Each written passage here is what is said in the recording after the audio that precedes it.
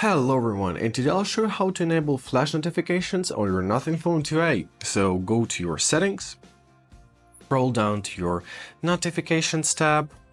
Let's find it here. Here it is. Tap on it. So now scroll down further into flash notifications. Let's find them. Here they are. Let's tap here.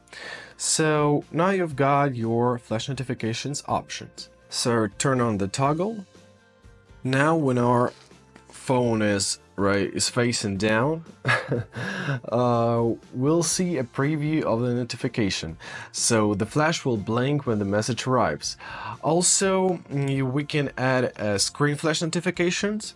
So let's tap on this corresponding options and choose different colors. So for example, let's choose red, press preview, right? So when we'll get notifications, our screen will turn in this color like for a blank second.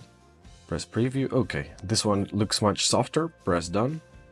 Now let's press preview and check. So looks something like this.